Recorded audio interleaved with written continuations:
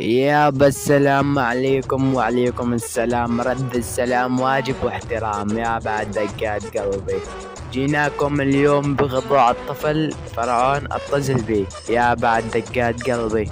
اسمعوا يا البصمات وتعرفون شنو الخضوع.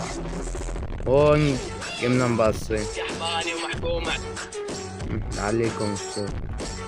هاي شد ابن ام العيورة صاير بلعت العير الشركة لاني شفتك تحت الجسر طلع ولك تعال ولا ابن الجحبل. طالع من طيز امك المفاتيح. يلا ولك يا عيال النتجة انت دايخ وانا لاني شفتك انا وعدنان والمياه. طلبت شد ربط وشوفوا شلون عم تحط. شرط خلي امك تقعد على العير وتصير. ما عنده ربط خالص تمام.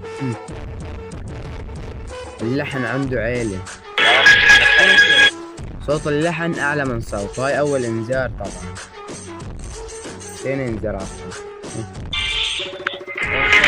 لما كنت بلعت العير يوم شفتك انا ما يسمعنا. لاني شفتك تشتري فلوس، لاني شفتك تسال مفوش. راح شواطيك تفتش، لاني شفتك انت حلال منبوش. راح احطك تفتش، لا خلي امك تسمي بديش تلبس. بلعت العير اليوم راح انيش امك انا هاي نسمي حرارنا. قدامك الفرعون الادبي ما تعرف من انا. راح انيش امك اعصابك قدامك الفرعون.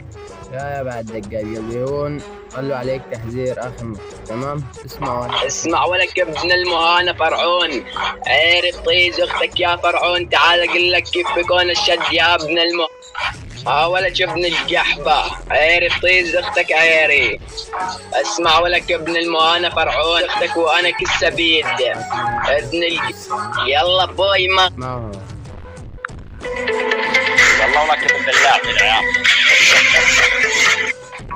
يابا ما غيره يابا ايش حياكم ما غير تطلع على العير وتنصها واختك تاخذ العير نصها.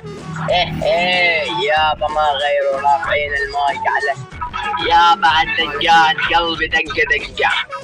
السلام عليكم، رد السلام واجب واحترام. طبعا تحياتي لجميع الشواديد وجميع الحكام. يا بعد دقات قلبي مايك صادر ومكسور لل30 من عمكم الشيل كالعدل بملك ال60.